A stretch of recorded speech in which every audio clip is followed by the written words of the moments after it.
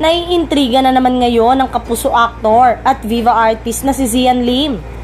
Recently nga lang ay pinagpiestahan ng netizen ang revelasyon niya sa isang magazine na nasa dating stage na sila ng Viva producer na si Iris Lee, kung saan sinabi pa ng aktor na walang naging third party sa naging hiwalayan nila ng dati niyang girlfriend na si Kim Chu.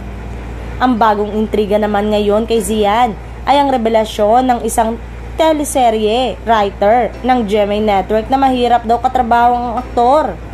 Sa Facebook post kasi ng nasabing magazine ay nagkomento ang kapuso writer. Say nito, "What a friggin' joke, and he's also super difficult to work with. Made our lives as TV writers miserable."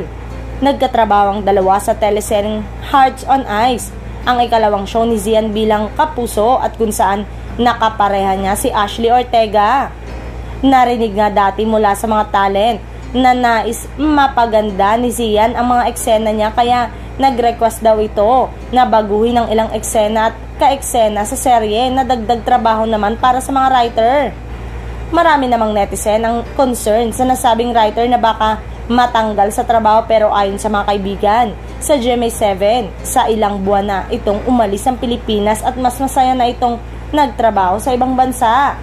I'm sure, nais lang talaga ni Zian mapaganda ang kanyang serye. Yun nga lang, dagdag trabaho sa mga writer ang pagbabago ng mga eksena. Bukod sa inis block ng GMA writer, ay naungkat ang dahilan, ang tunay na dahilan kaya ito nawala sa ABS-CBN network. Sa ng isang source, ay masyado daw insecure ang aktor sa ex nito na big star ng Kapamilya Network na si Kim Chu. May mga ilang proyekto din pala ito na tinanggihan na offer ng ABS-CBN dahil hindi daw niya bet. Sa ituloy ng netizen, ay malabo na itong makabalik sa ABS-CBN. Dapat ay iban dahil sa mga attitude dito. Lalong hindi rin yan welcome sa programa ng ABS-CBN na It's Showtime kahit ume-ere pa ito sa GMA Network.